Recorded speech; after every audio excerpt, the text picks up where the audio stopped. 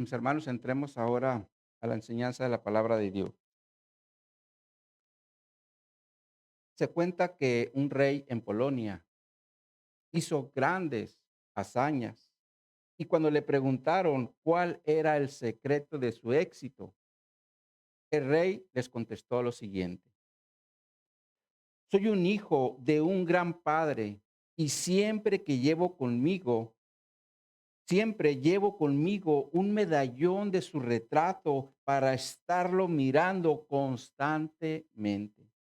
Y cada vez que tengo que entrar en un combate, miro el retrato de mi padre para extraer el valor necesario para la batalla.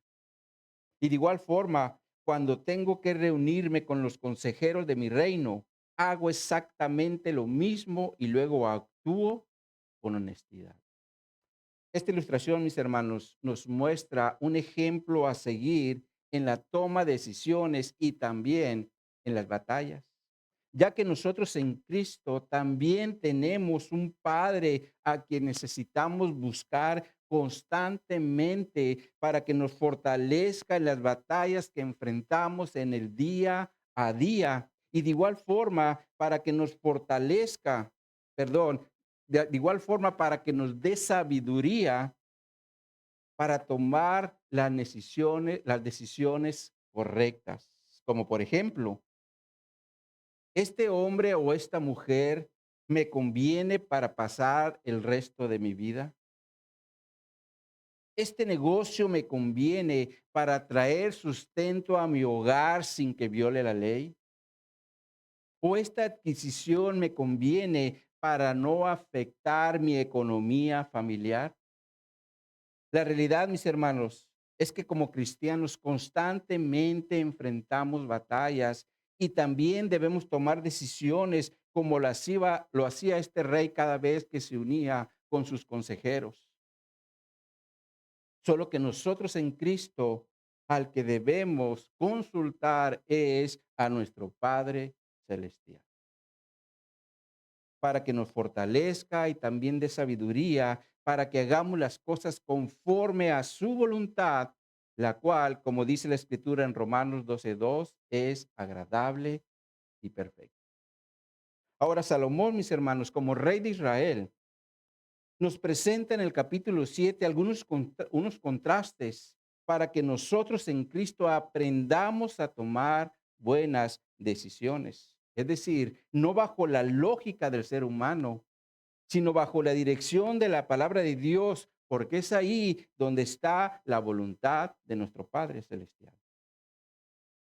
Y de esa forma, dejemos de vivir en necedad, ya que en Cristo debemos actuar y vivir como un sabio que busca la dirección de Dios en su palabra. Ahora, Salomón, para lograr este fin, es decir, que busquemos el actuar de un sabio y dejemos la necedad, primeramente nos presenta sus errores, los cuales hizo sin buscar o consultar la dirección de Dios que él tenía en la ley. Porque es ahí donde Salomón podía encontrar la voluntad de Dios para vivir como sabio y no como un necio. De hecho, su padre David también le dijo en Primera de Crónicas, capítulo 22, en los versos 12 y 13, y Jehová te dé entendimiento y prudencia, está diciendo David a Salomón, para que cuando gobiernes a Israel, guardes la ley de Jehová tu Dios. Entonces serás prosperado si cuidares de poner por obra los estatutos y decretos que Jehová mandó a Moisés para Israel. Esfuérzate pues y cobra ánimo, no temas ni desmayes. Definitivamente, mis hermanos, este es el mejor consejo que un padre le puede dar a su hijo para que viva conforme a la voluntad de Dios que les había dejado en su palabra. Sin embargo, Salomón, como hemos visto en los capítulos anteriores, pasó un periodo donde se olvidó de este consejo que su padre le había dado. Y como consecuencia, empezó a vivir como un necio, viviendo en los placeres y aparte cayendo en idolatría. Y lo mismo puede pasar con nosotros, mis hermanos, si dejamos las instrucciones que el Señor nos dejó en su palabra. Por eso siempre como cristianos debemos tener la palabra de Dios como un estandarte para que nos esté dirigiendo en nuestra vida y de esa forma no vivamos en necedad como Salomón lo hizo en este periodo de su vida. Entonces, mis hermanos, con esto en mente, vayamos al texto base en Eclesiastés capítulo 7 y hoy veremos los versículos 4 al 9. Eclesiastés capítulo 7, versículos 4 al 9. Dice aquí la palabra de Dios: el corazón de los sabios está en la casa de luto, mas el corazón de los insensatos en la casa en que hay alegría. Mejor es oír la reprensión del sabio que la canción de los necios, porque la risa del necio es como el estrépito de los espinos debajo de la olla, y también esto es vanidad. Ciertamente, la opresión hace entontecer al sabio, y las dádivas corrompen el corazón. Mejor es el fin del negocio que su principio. Mejor es el sufrido de espíritu que el altivo de espíritu.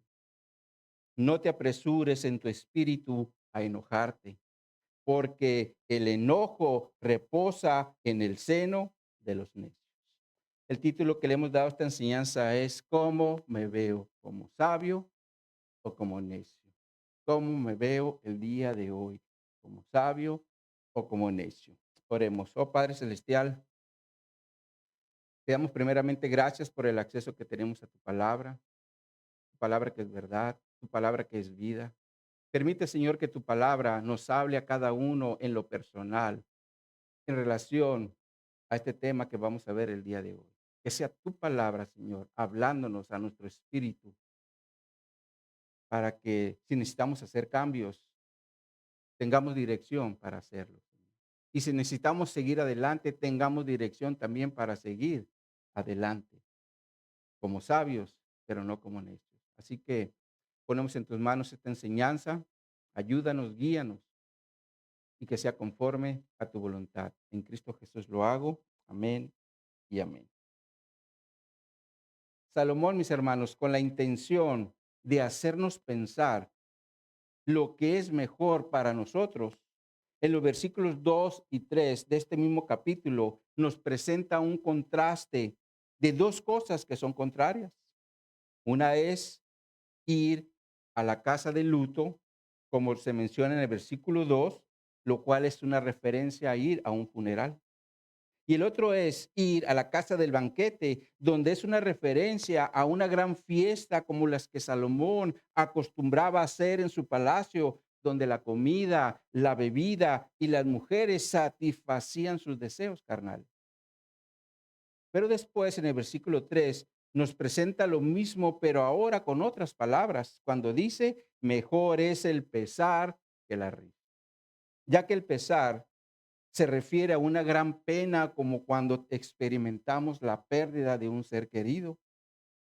Y Salomón lo contrasta con la risa, lo cual es una referencia a estar en regocijo como cuando alguien está en una gran fiesta.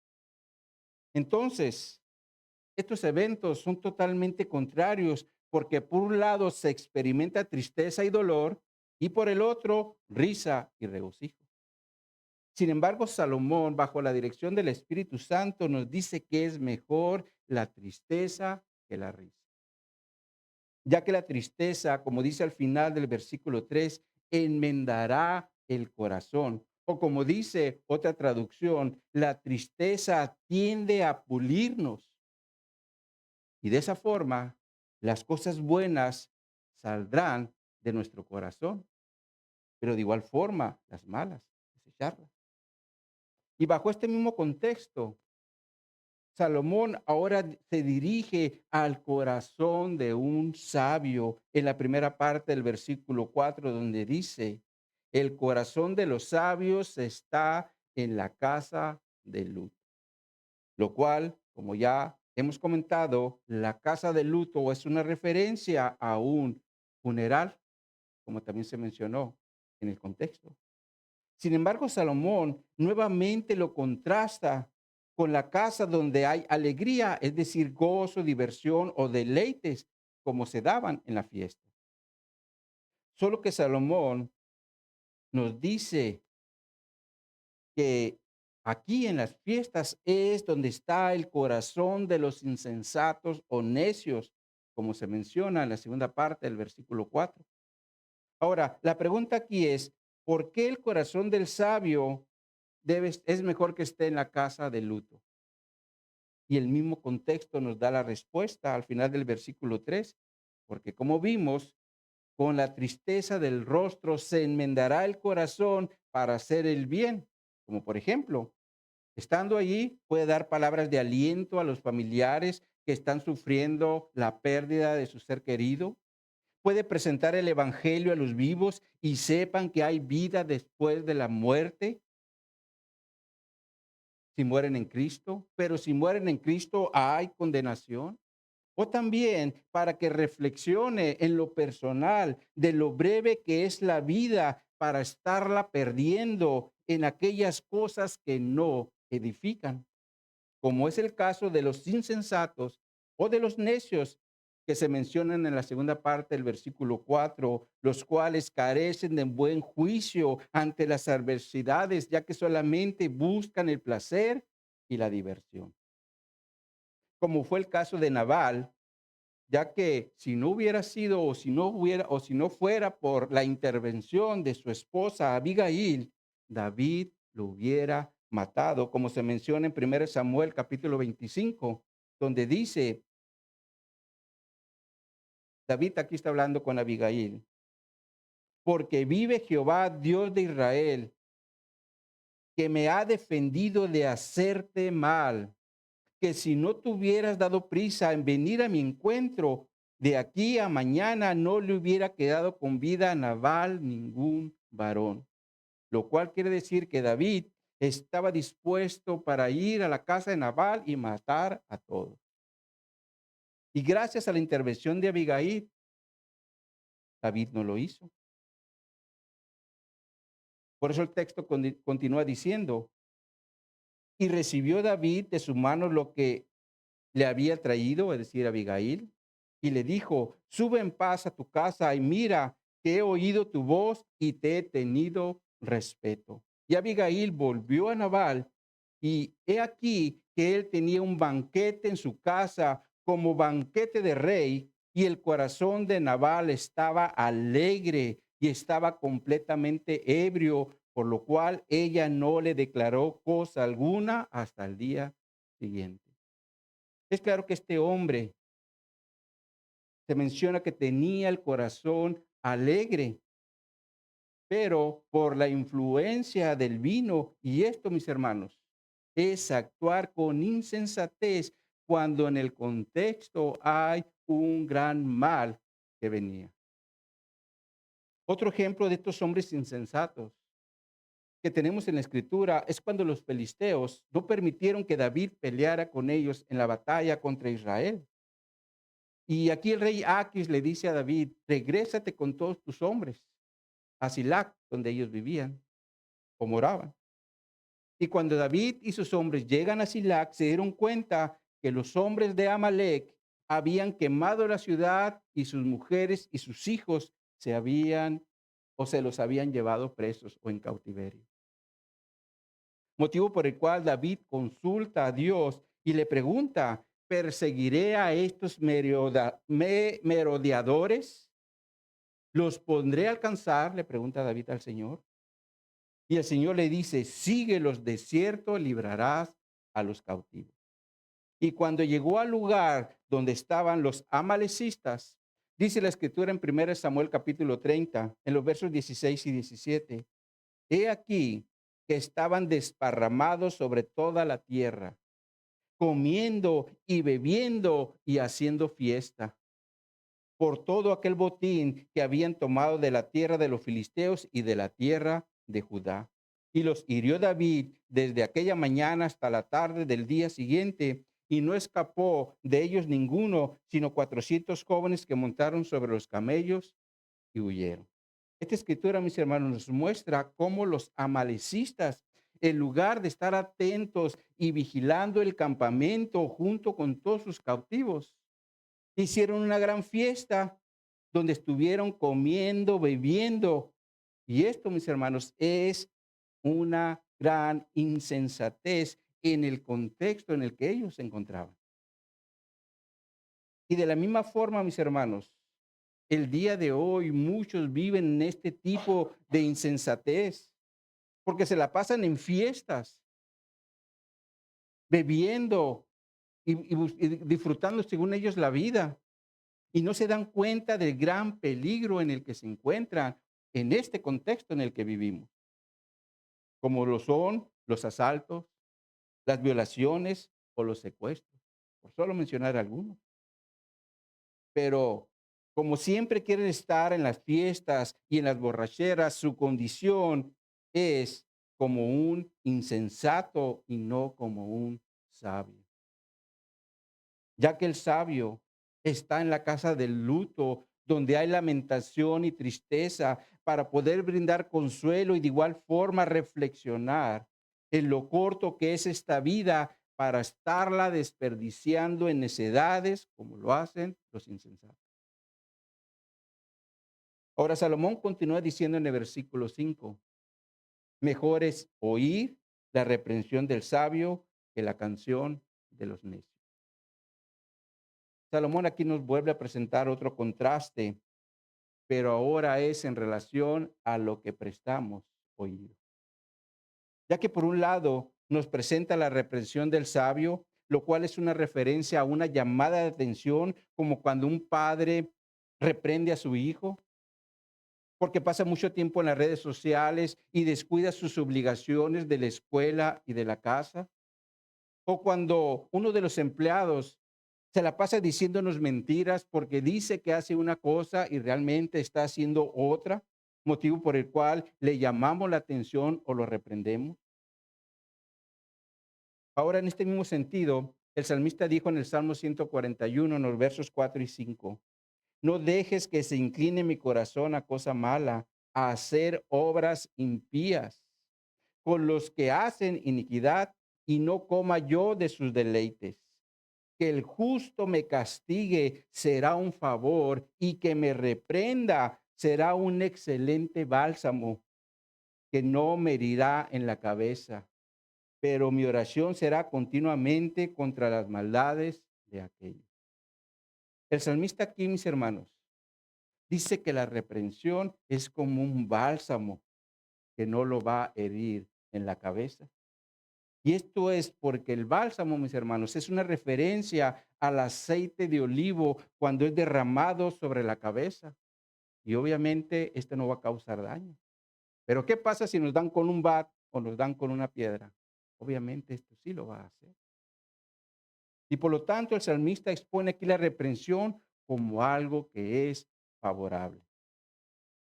Sin embargo, por otro lado, la reprensión, mis hermanos, también sirve para dirigir a una persona para que no vaya a cometer un error o hacer algo malo. Como Salomón dice en Proverbios capítulo 6, versos 23 y 24: porque el mandamiento es lámpara y la enseñanza es luz y camino de vida, las reprensiones que te instruyen, para que te guarden de la mala mujer, de la blandura de la lengua de la mujer extraña. Salomón aquí dice que las reprensiones nos instruyen en el camino de la vida y nos van a guardar del camino de la mujer extraña. Es como cuando una mujer le empieza a hablar de una forma muy seductora a un compañero de trabajo, el cual es casado. Y le decimos: ten cuidado, porque si caes en su seducción, corres el peligro de perder tu matrimonio.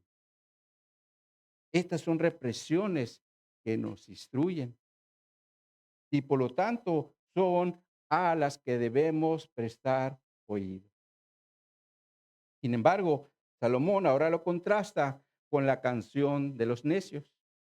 lo cual es una referencia a aquellas palabras que nos hablan al oído de forma lisonjera, como por ejemplo, tomando el mismo ejemplo de la mujer extraña, esto sería que en lugar de instruir al compañero para que se aparte de ese mal, hiciéramos todo lo contrario y le digamos, oye, ¿qué pegue tienes? Aprovecha la oportunidad. A final de cuentas, ella es la que se te está ofreciendo. Estas son palabras lisonjeras que hunden más a una persona en un pecado.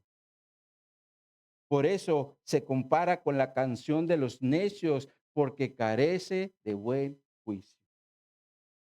Por eso Salomón dice, es mejor oír la reprensión del sabio que la canción de los necios, porque la reprensión del sabio será para nuestro bien, pero la de un hombre necio va a ser para mal, porque a final de cuentas es un hombre que siempre va a actuar con insensatez. Los insensatos te hablan al oído palabras lisonjeras, pero las palabras de un sabio siempre te van a ayudar o dirigir o reprender si vas por un mal camino. Ahora, hablando ahora de los hombres necios, es decir, de los que actúan con insensatez, Salomón continúa diciendo en el versículo 6, porque la risa del necio es como el estrépito de los espinos debajo de la olla, y también esto es vanidad. Salomón, mis hermanos, ahora aquí se dirige a la risa del necio y dice que es como el estrépito de los espinos debajo de la olla. Ahora, la palabra estrépito se refiere a un sonido como el que se hace en la leña cuando es expuesta al fuego. Yo creo que todos han escuchado ese sonido cuando hacemos una alumbrada y la leña, ¿qué hace? Empieza a tronar, ¿verdad? Bueno, ese es un estrépito. Y ahora en relación a los espinos que están debajo de la olla, es una referencia a un tipo de rama o de arbusto que era utilizado para cocinar, por eso están debajo de la olla. Y por lo tanto, cuando Salomón habla de la risa del necio, la compara con ramas que se meten debajo de la olla y truenan. Sin embargo, mis hermanos, estas ramas son de poca duración cuando son expuestas al fuego. Y de la misma forma lo será la risa del necio, aunque los escuchemos reír a carcajadas, ya que solo será por un corto tiempo. Por eso Salomón dice, esto también es vanidad y sin sentido. De hecho, cuando Salomón estuvo actuando con insensatez, dijo en Eclesiastés 2, versos 1 y 2. Dije yo en mi corazón, ven ahora, te probaré con alegría y gozarás de bienes, mas he aquí esto también era vanidad. A la risa dije, enloqueces y al placer, ¿de qué sirve esto? Es claro que Salomón sabía que la risa y el placer, cuando se daban de una forma insensata o sin la dirección de Dios, de nada le serviría. Por eso dice, esto también es vanidad. Es como cuando vemos a las personas en una reunión donde aparentemente están muy felices, pero al día siguiente se acabó todo porque solamente fue momentáneo o mientras estuvieron en la reunión y luego se acaba. Y Salomón dice que así es la risa del necio porque es de corta duración y esa es la idea. Sí se están riendo, pero es de corta duración. Sin embargo, mis hermanos, también debemos entender que cuando las personas insensatas o necias se la pasan en sus reuniones riéndose a carcajadas, aparentando ser muy felices, sin darse cuenta, ellos están bajo la ira de Dios. Por eso Jesús también dijo en Lucas 6:25, ay de vosotros, los que estáis saciados porque tendréis hambre, ay de vosotros, los que ahora reís, porque lamentarán y llorarán. Es claro que Jesús aquí se refiere a un futuro venidero, donde los que están saciados tendrán hambre, pero los que ahora están en risa o riéndose, lamentarán y llorarán. Y esto es porque la insensatez o la necedad llevan a los hombres por el camino que es de condenación, porque aunque aquí están en la tierra y se la pasen riendo, aparentando ser muy felices, cuando Jesús regrese, lamentarán y llorarán si continúan así. Ahora Salomón continúa diciendo en el versículo 7, ciertamente la opresión hace entontecer al sabio y las dádivas corrompen el corazón. Salomón, mis hermanos, ahora nos presenta dos cosas que son negativas para un sabio. Una es algo que lo hace entontecer y la otra es algo que corrompe su corazón. Ahora, hablando de lo que hace entontecer al sabio, Salomón nos presenta la opresión, lo cual se refiere a un acto de crueldad donde se subyuga o se esclaviza a una persona. Y el mejor ejemplo que tenemos de este tipo de opresión es la que experimentó el pueblo de Israel bajo la tiranía de Egipto.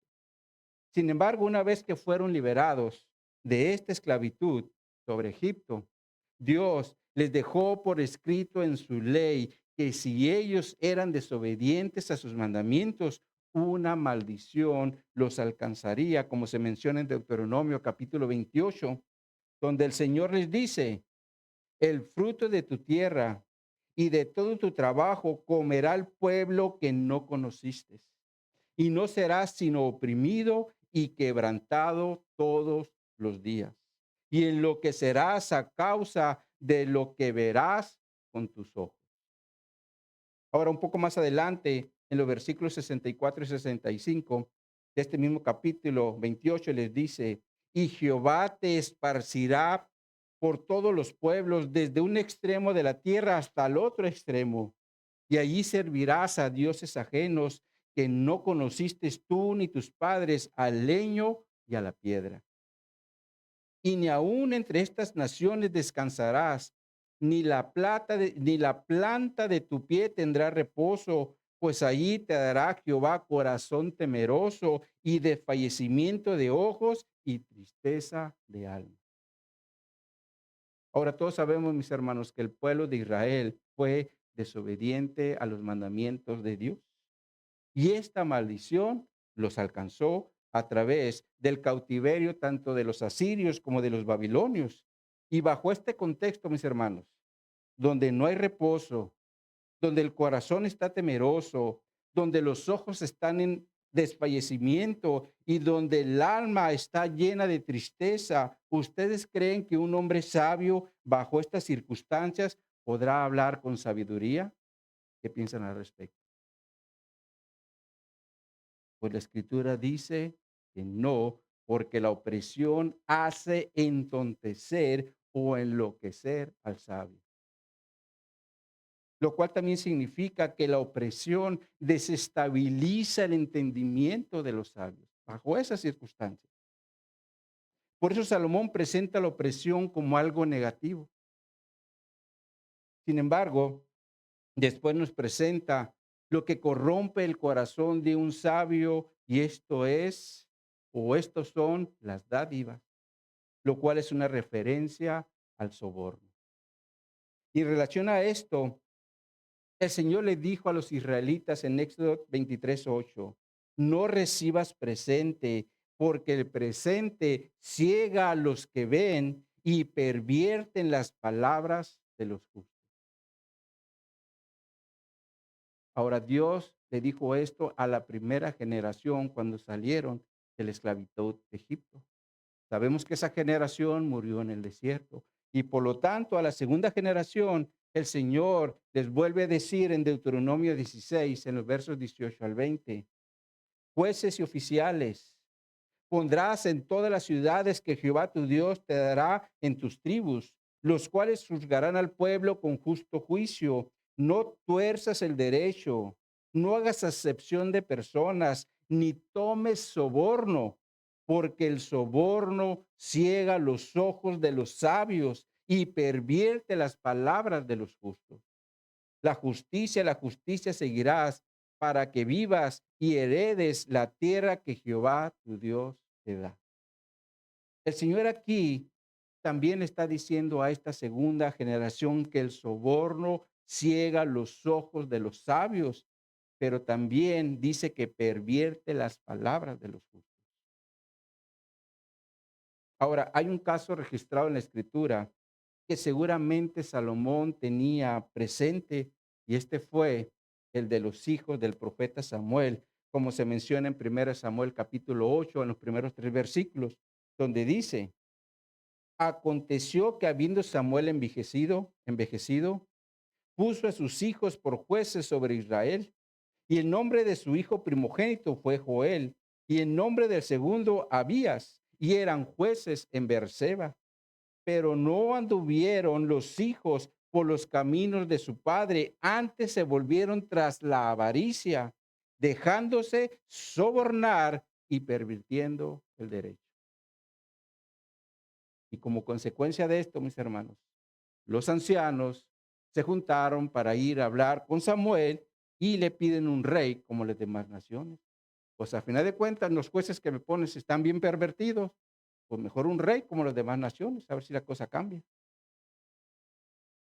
Sin embargo, mis hermanos, el punto es que el soborno estaba y sigue pervirtiendo a los jueces, como lo sigue pasando el día de hoy con nuestras autoridades cuando se dejan llevar por los sobornos. Y por lo tanto, el pueblo también es afectado por la avaricia de los gobernantes. Por eso Salomón presenta las dádivas o el soborno como algo negativo, porque son capaces incluso de pervertir el corazón de un sabio. Sin embargo, mis hermanos, Salomón, después de presentarnos estas dos cosas negativas, ahora nos presenta dos cosas positivas en el versículo 8, donde dice: mejor es el fin del negocio que su principio, mejor es el sufrido de espíritu que el altivo de espíritu. Ahora, aquí la primera cosa positiva que Salomón nos presenta también es por medio de un contraste cuando dice: mejor es el fin que el principio, los cuales a final de cuentas también son totalmente diferentes. Porque como por ejemplo, hablemos de limpiar la casa. Es claro que cuando llegamos al fin de la limpieza, nos encontraremos en una condición totalmente diferente a la que teníamos al inicio. Porque ahora los trastes que al inicio estaban sucios, ahora al terminar están limpios. Y lo mismo es con los pisos, porque al inicio estaban sucios y al terminar ahora están limpios. Por eso el fin, mis hermanos, es mejor que el inicio, porque a final de cuentas el fin es cuando terminamos la tarea y el inicio es cuando apenas la vamos a iniciar. Por eso es que Salomón dice: es mejor el fin que el inicio. Sin embargo, mis hermanos, Salomón especifica el asunto al que se refiere por medio de la palabra negocio. Mejor es el fin que el principio del negocio. Y esta palabra, mis hermanos, no es como la que conocemos en nuestro idioma, porque un negocio para nosotros puede ser el día de hoy como venta de paletas, venta de artículos de limpieza, venta de materiales para construcción o venta en bienes y raíces, ya que estos para nosotros son un negocio. Sin embargo, cuando Salomón utiliza la palabra negocio, aquí se refiere a una situación o un evento en el que se necesita hacer una reflexión. Y veamos un ejemplo. Vayan en sus Biblias a Isaías capítulo 10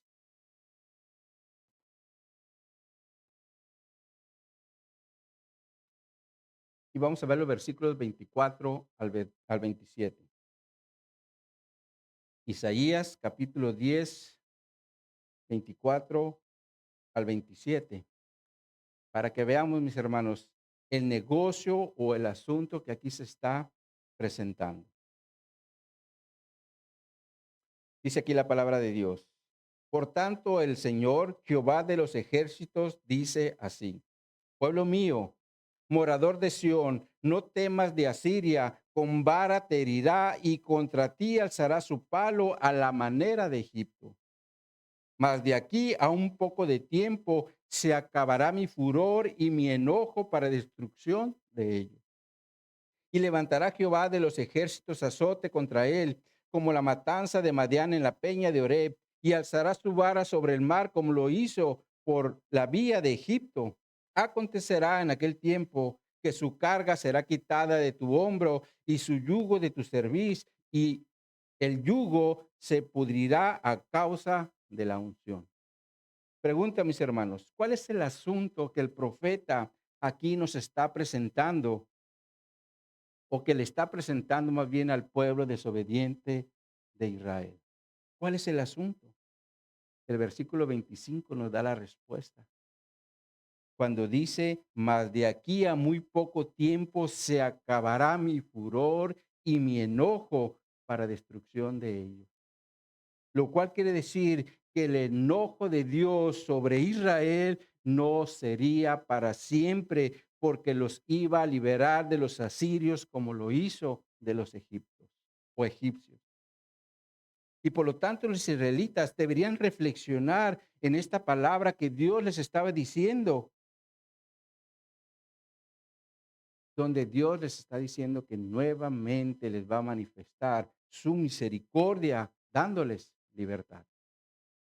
Ahora, nosotros sabemos que esto sucedió cuando Ciro, rey de Persia, hizo que los israelitas regresaran a Israel, como se menciona en Segunda de Crónicas, capítulo 36, en los versos 22 y 23, donde dice: mas el primer año de Ciro, rey de los persas, para que se cumpliese la palabra de Jehová por boca de Jeremías, Jehová despertó el espíritu de Ciro, rey de los persas, el cual hizo pregonar de palabra y también por escrito por todo su reino, diciendo: así dice Ciro, rey de los persas: Jehová, el Dios de los cielos, me ha dado todos los reinos de la tierra y me ha mandado que le edifique casa en Jerusalén, que está en Judá. Quien haya entre vosotros de todo su pueblo, sea Jehová su Dios con él y suba. A través de este edicto, mis hermanos, las murallas y el templo de Jerusalén se volvieron a reconstruir y se cumplió la palabra de Dios, tanto de Isaías como Jeremías, porque Dios por medio de Jeremías les había dicho cuál era el tiempo que iba a estar en ese cautiverio, y fueron 70 años. Pasaron 70 años y fueron liberados. Ahora, si analizamos este asunto de la disciplina de Dios sobre los israelitas, ¿dónde sería mejor estar? ¿Al inicio del cautiverio o al final del cautiverio? Es claro que al final, porque ya no estaríamos en el sufrimiento y bajo el yugo. Ahora Jesús, mis hermanos, también nos dio un ejemplo de un asunto para que en nuestro presente reflexionemos, y lo hace a través de una parábola donde Jesús dice: había un hombre que vestía de púrpura y de lino fino y hacía cada día un banquete con esplendidez, lo cual significa que este hombre no le faltaba absolutamente nada porque todo lo tenía en abundancia.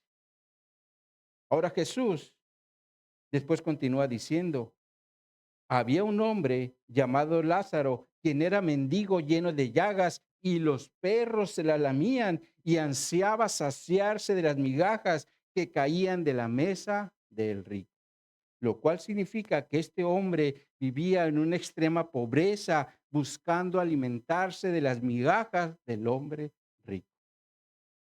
Y cuando este mendigo muere, dice Jesús, fue llevado por los ángeles al seno de Abraham. Ahora, un contexto que es importante tener presente aquí es que cuando Jesús nació, creció y murió, Él lo hizo bajo el contexto del Antiguo Testamento, y bajo ese contexto el seno de Abraham para todo judío era un lugar de bendición a donde iban todos los muertos. Pero una vez que Jesús muere en la cruz y resucita de los muertos, el destino de los muertos cambió, porque se abrió el periodo del Nuevo Testamento, donde ahora los muertos bajo el Evangelio van al paraíso, como Jesús le dice al ladrón que murió a su lado. Pero mientras esto no sucedía, Jesús seguía hablando en el contexto del Antiguo Testamento, donde se enseñaba que los hijos de Dios iban al seno de Abraham, Por eso Jesús lo menciona en esta parábola. Y bajo este mismo contexto, Jesús dice, el rico también murió y fue sepultado, solo que su destino fue diferente al del mendigo, ya que este hombre dice que fue al Hades. Y la palabra Hades, de acuerdo al griego, significa reino de los muertos, abismo o infierno. Y los judíos entendían que era un lugar donde los muertos experimentarían un tormento y castigo eterno. Por eso Jesús dice que este hombre estaba en tormentos y estando en esos tormentos alzó sus ojos mirando a Abraham y a Lázaro y le dice a Abraham, Padre Abraham, ten misericordia de mí y envía a Lázaro para que moje con la punta de su dedo en el agua y refresque mi lengua porque estoy atormentado en esta llama. Ahora, esta parábola nos muestra dos inicios y dos términos. Uno es el del rico que empezó muy bien porque todo lo tenía, pero terminó mal porque ahora estaba en el infierno siendo atormentado. Y el otro es el del mendigo Lázaro, el cual al inicio todo le faltaba, pero terminó bien porque ahora estaba en un lugar de bendición. Entonces Jesús también nos quiere enseñar con el ejemplo de Lázaro que es mejor el fin que el inicio. Y esa es la idea que Salomón también quiere transmitirnos cuando dice mejor es el fin del negocio que el principio. Ahora, puede ser, mis hermanos, que en estos momentos uno de nosotros esté pasando por un mal momento, como los que pasó Lázaro en la tierra, donde tenía falta de pan o incluso una gran enfermedad, porque dice que estaba lleno de llagas. Pero sabemos, mis hermanos, que al final de nuestra carrera en Cristo, algo mejor nos espera. Así que, mis hermanos, no permitamos que los problemas de nuestro presente nos hagan perder de vista lo que tendremos en el futuro, porque lo mejor vendrá mañana cuando sea nuestro final y estemos en la presencia del Señor por toda la eternidad. Amén. Ahora, en la segunda parte del versículo 8, Salomón nos presenta el segundo mejor. Cuando dice, mejor es el sufrido de espíritu que el altivo de espíritu. Salomón aquí hace un contraste entre el sufrido de espíritu y el que es altivo de espíritu, donde la palabra sufrido se refiere a ser lento para la ira o paciente. Y la palabra altivo se refiere al orgullo o a la prepotencia, como cuando una persona se siente superior a otra. Entonces es claro que también son cosas contrarias. Ahora, en este sentido, Salomón, bajo la dirección del Espíritu Santo, escribió varios proverbios.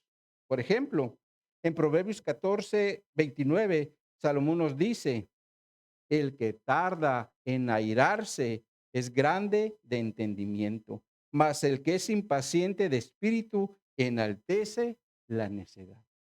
Lo cual quiere decir que cuando una persona tiene un gran entendimiento, lo va a demostrar siendo lento para enojarse y no tanto porque tenga mucho conocimiento. Ahora, en Proverbios 15:18, Salomón dice, el hombre iracundo promueve contiendas, mas el que tarda en airarse apacigua la rencilla. Lo cual quiere decir que el enojo promueve las contiendas, pero el que tarda en airarse lo hace al contrario, porque las calma. Y la pregunta aquí es, ¿con cuál de estos dos hombres nos identificamos? ¿Con el que es iracundo o con el que es paciente? Ahora, en relación al ser paciente, Jesús dijo en Lucas 21:19, con vuestra paciencia ganaréis vuestras almas. Ahora, Jesús aquí está presentando esta paciencia en el contexto de los sufrimientos que un cristiano va a experimentar por causa del evangelio. Por eso en el contexto en Lucas 21, los versos 16 y 18 dice, mas seréis entregados aún por vuestros padres y hermanos y parientes y amigos, y matarán a algunos de vosotros, y seréis aborrecidos de todos por causa de mi nombre, pero ni un cabello de vuestra cabeza se perderá. Y después les dice, con vuestra paciencia ganaréis vuestras almas. Es claro que Jesús aquí no está hablando de salvación, sino de perseverancia y fortaleza en las pruebas. Porque aquí la palabra paciencia se refiere a un esfuerzo y la palabra ganaréis a algo que hay que procurar y adquirir. Y ese es el esfuerzo que necesitamos para que salgamos adelante cuando seamos aborrecidos por causa del Evangelio.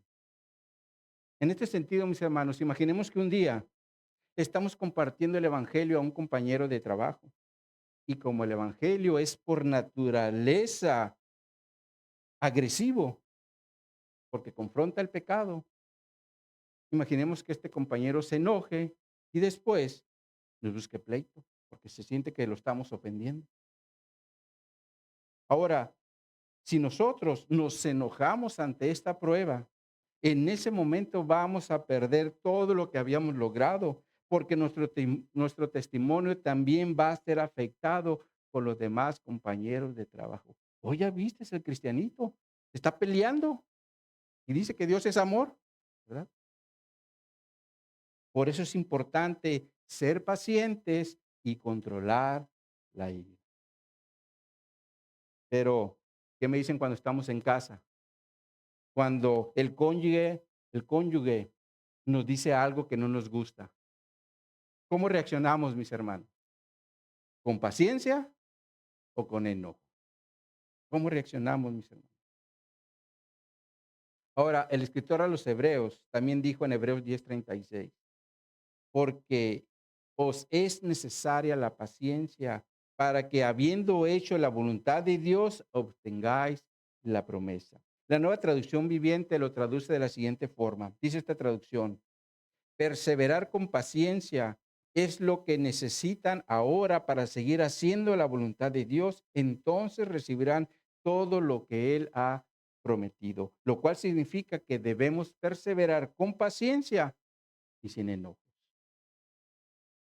Sin embargo, en relación a los altivos de espíritu arrogantes, el apóstol Pedro dijo en 1 Pedro 5:5, igualmente jóvenes, estad sujetos a los ancianos y todos sumisos unos a otros, revestidos de humildad, porque Dios resiste, es decir, se opone a los soberbios y da gracia a los humildes.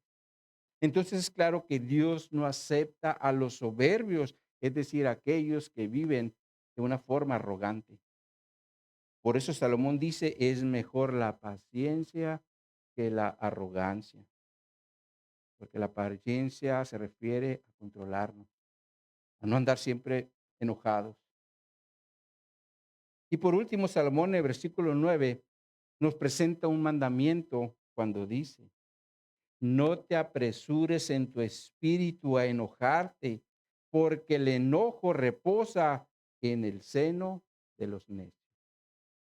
Y es claro que el enojo, mis hermanos, nos hará caer en necedad. Por eso Salomón lo presenta como un mandamiento para que nosotros ahora como cristianos no nos dejemos controlar por el enojo.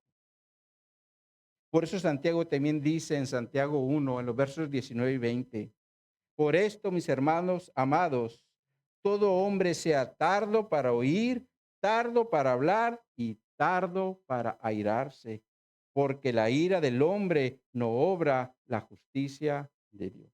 Así que, mis hermanos, tengamos mucho cuidado con el enojo, porque seguramente nos va a llevar por un camino de necedad, es decir, un camino que no glorifica a Dios.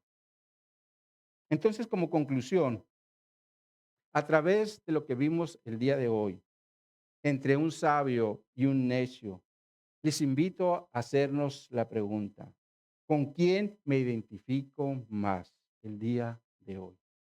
¿Me identifico con un hombre sabio o me identifico con un hombre necio?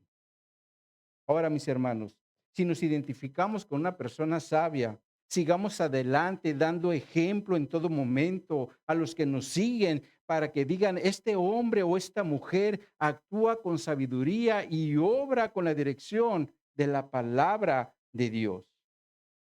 Pero si hoy, mis hermanos, nos identificamos con una persona que actúa con necedad, les invito a pedirle perdón a Dios y en arrepentimiento dejemos de hacer aquellas cosas que nos llevan por el camino de la necedad, como pasa cuando nos enojamos, porque todo el que se enoja es un necio.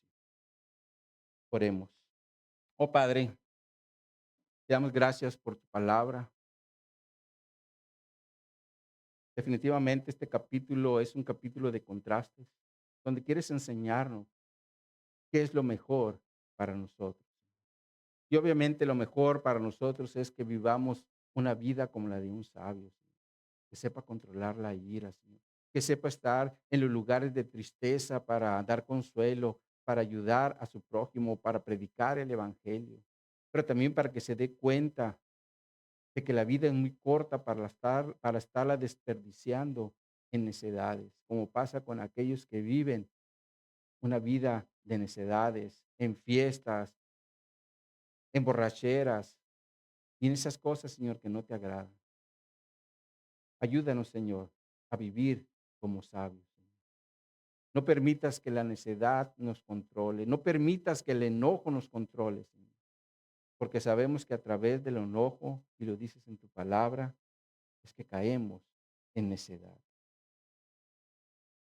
Así que, mi Dios, síguenos ayudando, síguenos dirigiendo por tu palabra, sigue exhortándonos o sigue animándonos.